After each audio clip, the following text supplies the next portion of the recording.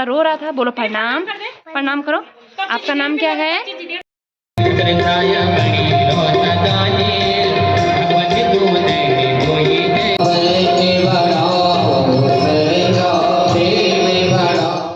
श्री राम। बड़ों को प्रणाम और छोटे भाई बहनों का है ढेर सारा प्यार और आशीर्वाद। तो स्वागत है एक बार फिर से आप सभी का मेरे YouTube channel Archu Garhwali blog में। आशा उम्मीद करती हूँ आप सभी लोग स्वस्थ होंगे, मस्त होंगे, अपने कामों में व्यस्त होंगे। तो चलिए दोस्तों, आज की ब्लॉगिंग की स्टार्टिंग हो रही है दोपहर के 2:30 बजे से। और आज की ब्लॉग में आपको क्या देखने को मिलेगा, तो आगे आप ब्लॉग में कंटिन्यू बने रहना। इसलिए बहुत ही मज़ेदार ब्लॉग आज का भी होने वाला है। तो छोटे छोटे नन्हे मुन्ने बच्चे हमारे पीरू परसों के ब्लॉग में आपको दिखा बहुत ही ज़्यादा रो रहा था। बोलो प्रणाम, प्रणाम करो। आपका नाम क्या है? आपका नाम क्या है वैसे? पिल्लू। नमस्ते। प्यारे दोस्तों, शाम के ठीक 3:45 और हम जा रहे हैं आज पौड़ी की ऐतिहासिक रामलीला में। जैसे कि कुछ दिन पहले मैंने एक पोस्ट भी डाली थी पर फेसबुक में या अन्य जगहों पे। तो क्या था कि यहाँ पर रामकथा चल रही है, तो रामकथा का श्रवण कर रहे हैं। हम चल रहे हैं तो आपको भी ले चलते हैं अपने साथ। और जो रामकथा जो यहाँ पर हो रही है वो है जो उत्तरकाशी से एक टीम आ रखी है, वो अपनी तरफ से यहाँ पर निस्वार्थ भाव से यहाँ पर रामकथा का श्रवण पान करवा रहे सभी भक्तों को। पहली बार मैं अपने जीवन में अपने समक्ष किसी बहन जी को साध्वी बहन जी लक्ष्मी जी को अपने सामने से जो कथावाचिका है उनका नाम लक्ष्मी बहन जी है, उनके माध्यम से हमको राम कथा श्रवण पान करने का ये सौभाग्य प्राप्त होगा। तो चलिए दोस्तों, ये है पौड़ी का ऐतिहासिक रामलीला मैदान, जहाँ पर कि सभी सांस्कृतिक प्रोग्राम से लेकर रामलीला बहुत सारे प्रोग्राम यहाँ पे होते हैं। तो यहाँ पर ये जो आप देख रहे हो राम कथा का दिव्य एवं भव्य आयोजन किया जा रहा है। समस्त कीर्तन मंडली एवं समस्त पौड़ी की देवतुल्य जनता को यहाँ पर सादर आमंत्रित करते हैं और सभी लोगों का यहाँ पर बहुत बहुत स्वागत है। तो आप लोग जरूर जरूर राम कथा श्रवण करने के लिए जरूर यहाँ पर आइए और अपनी स्वेच्छा अनुसार जो भी यहाँ पर अपनी तरफ से भेंट करते हो तो यहाँ पर आप भेंट कर सकते हैं अपने परिवार की सकुशलता के लिए। और आज राम कथा का चतुर्थ दिवस है और आज का बहुत ही देखो कितना बड़ा सौभाग्य है कि आज के जो चतुर्थ दिवस में है यहाँ पर राम जन्म की चर्चाएं होंगी। आज राम जन्म होगा, राम जन्म का उत्सव मनाया जाएगा। तो आप लोग ब्लॉग में पूरा वीडियो जरूर देखना। बहुत सारी चीज़ें होती है जो हमसे छूट जाती है। कुछ चीज़ें अगर आप लोग दूर है नहीं कथा श्रवण करने आ पाए तो मेरी वीडियो के माध्यम से आप लोगों के साथ एक छोटा सा वीडियो शेयर कर रही हूँ। जरूर अन्य लोगों को भी ज़्यादा से ज़्यादा शेयर करना आप। ओम गोपाल बालमुनि कपाल संसार मायापतिमोहजालम यशो विशालम शिशुपालकालम वानरं मुकुन्दं मनसा सुराम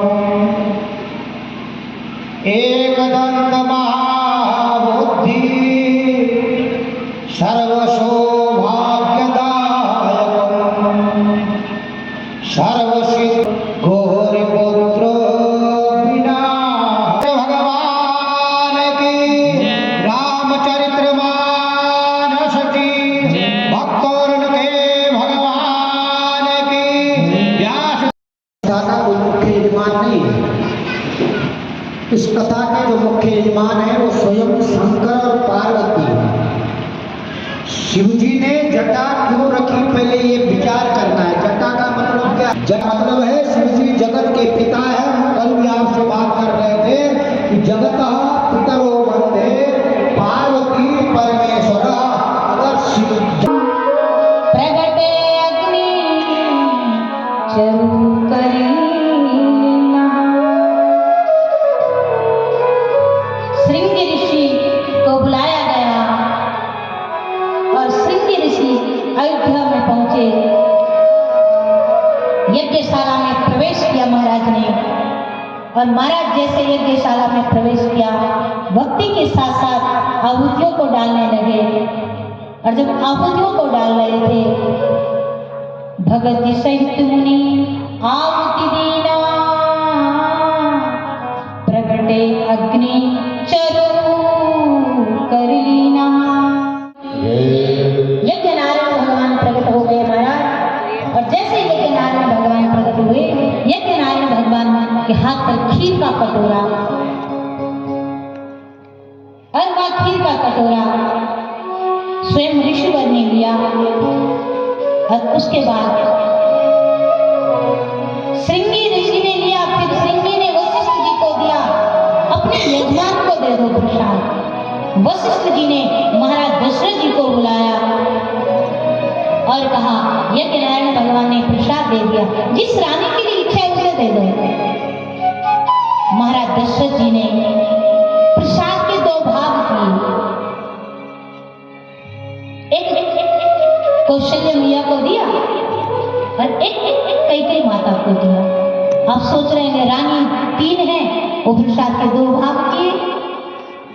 कौशल्या और सुमित्रा के हाथों से कैकेयी माता को, कैकेयी माता के हाथों से सुमित्रा माता को देना था। प्रसाद को बांट करके खाना चाहिए, आपस में प्रेम बढ़ता है। बढ़ता कि नहीं बढ़ता? जब हम कोई चीज बांट करके खाते तो बढ़ता ना प्रेम। मिल बांट करके खाओ, अकेले नहीं खाना चाहिए। तो कैकेयी और कौशल्या के हाथों से दिलाना चाहते हैं प्रसाद। तो प्रसाद के 2 भाग किए। मानस में तो नहीं है लिखा हुआ, अन्यत्र लिखा हुआ है कि जब प्रसाद के 2 भाग किए तो कैकेयी माता ने कहा मुझे बाद में प्रसाद दे रहे। वो गुस्सा आया और फेंक दिया। अब प्रसाद मिला या नहीं मिला इसका महत्व है, ये नहीं कि तुम्हें बाद में मिला कि पहले मिला, एक दाना मिला कि एक दोना मिला, प्रसाद मिला कि नहीं मिला। लेकिन कैकेयी माता को क्रोध आया कि मुझे बाद में प्रसाद दे रहे, वो फेंक दिया। और जैसे प्रसाद फेंका, वो प्रसाद एक चील ने उठाया और चील के भाग्य में कहा प्रसाद। अंजनी पर्वत पर अंजनी मां पुत्र कामना के लिए भगवान की उपासना कर रही थी। सुबह सुबह भगवान नारायण को अर्घ्य चढ़ा रही थी, सूर्य नारायण को। उसी समय चील के मुख से वो प्रसाद गिरा, अंजनी मां ने वो प्रसाद खाया, उससे हमारे हनुमंत लाल जी का प्राकट्य हुआ। बोलिए हनुमान जी महाराज की, हनुमान जी महाराज की। लेकिन मानस में लिखा है प्रसाद के 2 भाग किए, एक कैकेयी माता को दिया, एक कौशल्या माता को दिया। और दोनों माताओं ने सुमित्रा माता को बुलाया और कहा बहन देख यज्ञ नारायण भगवान ने प्रसाद दिया है। और सुंदर भाव जागा सुमित्रा माता के मन में कि जिस प्रकार मैं दोनों बहनों के हाथों से प्रसाद ले रही, हे भगवान मेरे 2 बेटे हो जाते, एक कैकेयी की लाला की सेवा करता और एक कौशल्य की लाला की सेवा करता। अच्छा भाव होगा ना, मनोरथ भगवान अवश्य पूर्ण करेंगे।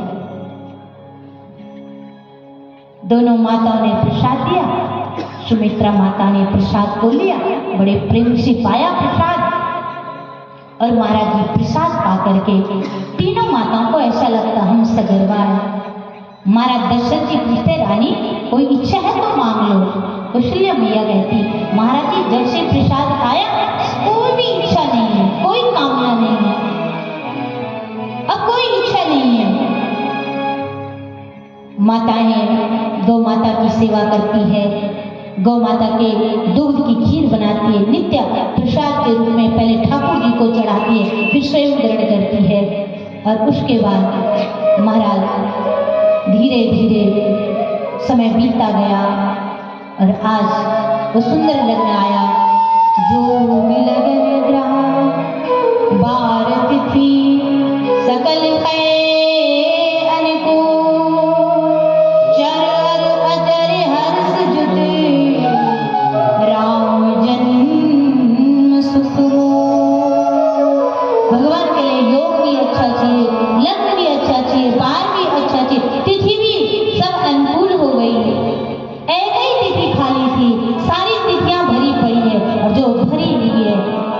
वहाँ भगवान ने क्यों जाना है, जो खाली है भगवान उसको भर देते हैं।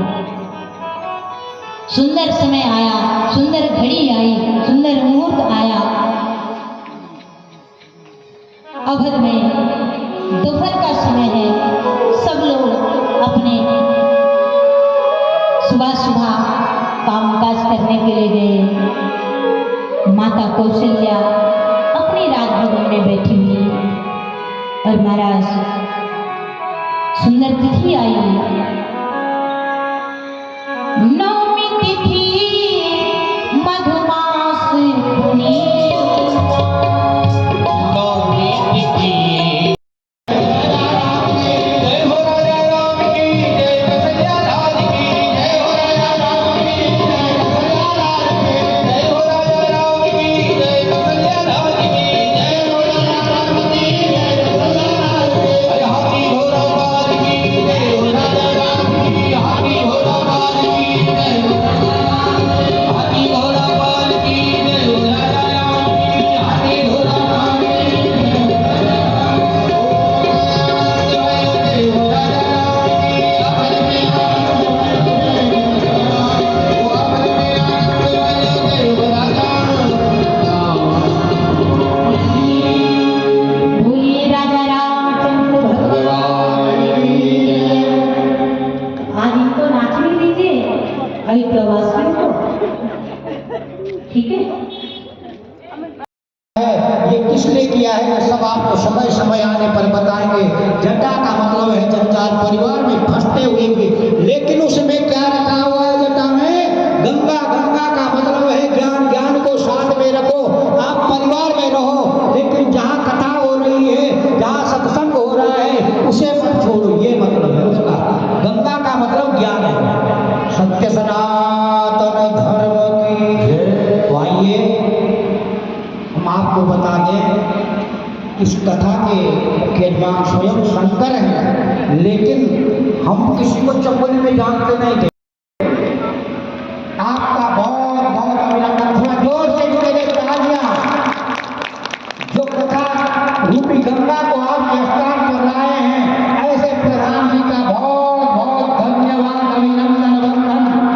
और हमारे बीच में आई है अंजू गुसाई जी, जो कि अपने चैनल के माध्यम से इस सनातन धर्म के प्रचार में लगी हुई है। थोड़ा इनके लिए भी तालियां बजा दीजिए। आपसे अनुरोध है कि आप आगे आए। आपका बहुत अभिनंदन, वंदन। आप लगे रहते हैं, व्यास गति से आपका सम्मान। आप आगे आइए और आपका बहुत बहुत धन्यवाद। और हमारे बीच में बैठे हो सकता है कि इसलिए किया होगा कि अतिथियों का सत्कार आप नहीं जानते हैं, लेकिन अब पता लग रहा है कि चमोदी जी कथा के कितने प्रेमी हैं। आप पहले दिन भी कलश यात्रा में आए और रोज थोड़ा ना थोड़ा हाथ देने लगता है।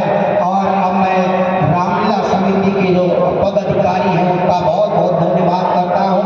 श्रीमान श्री उमाचरण बर्तवाल जी जो अध्यक्ष हैं इस समिति के, थोड़ा इनके लिए तालियां बजा दीजिए। ये इतने अच्छे आदमी हैं, इनसे मुलाकात तो हुई जब हम यहाँ पहुंचे पौड़ी में, लेकिन ये बहुत बहुत धन्यवाद की बात है। श्री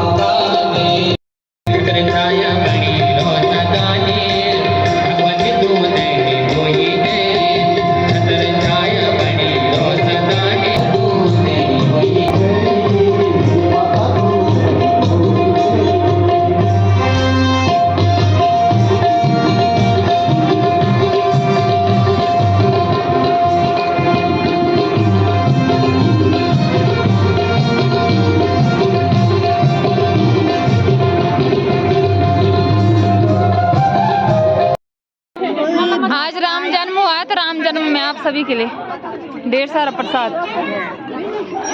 बोलो राम जन्म की बधाई आप सभी को। धन्यवाद।